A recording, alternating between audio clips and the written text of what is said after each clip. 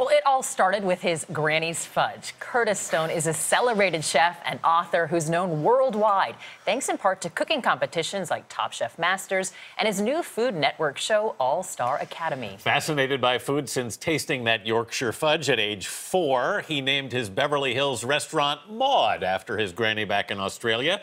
It seats just 25 and has been open less than a year, but Maud is a semi-finalist for the James Beard Best New Restaurant Award.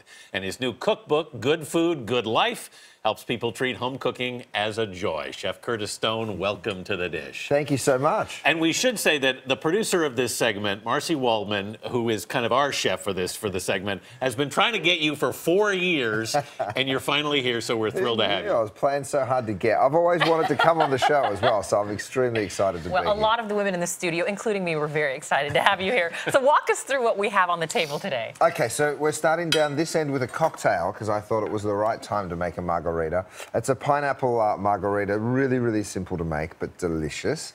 And then right in front of that, I've got some peas that I've cooked in rosemary and parmesan cream, some dinner rolls, which are just super simple and easy to make, ribeye steak that's cooked with a chimichurri that's made with avocado, crispy potato cakes, and then finishing off with something sweet. It's ricotta dumplings with a berry compote.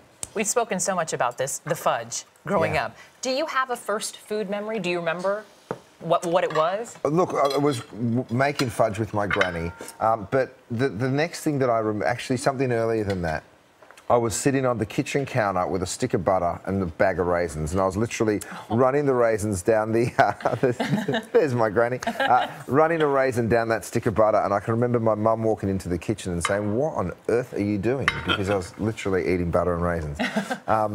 So you were combining flavors even then. Right, I've always enjoyed the combination of different flavors. Yeah. What was your first real recipe? Do you remember? I think it was some kind of orange cake. I found the recipe, not that. Oh, there it is. Yeah, I found it tossed around, and look at that beautiful cursive writing. You wrote it down even then. I love it. Yeah. But you started in business school, and it sounds like halfway through. I mean, you were almost there, and then decided to do all of this. What changed for you? Right. Well, actually, I started cooking. I started my apprenticeship straight out of high school. And I started in a place which was a big function centre. I'd have to peel a bag of onion, and then my next job would be peel a bag of onion, and my next job would be peel another bag of onions.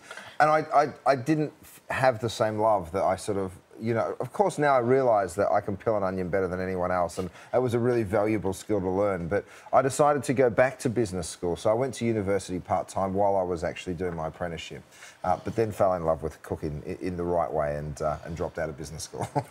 You've opened your first restaurant after a long career already. First, why did you wait so long to open a restaurant?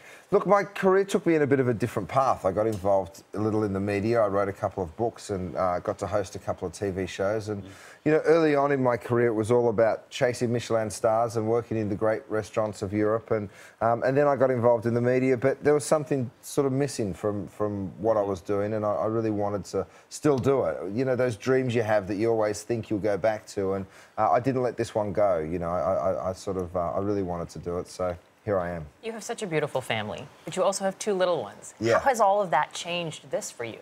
Look, it's been such a beautiful journey becoming a dad. You learn so much about life and about food as well. You know, when you're having to cook for other people, it's very different than when you're just cooking for yourself. And my 2 little boys are, you know, the most special thing in my life, and I spend lots of time with them in the kitchen and in the veggie garden. It's lots of fun.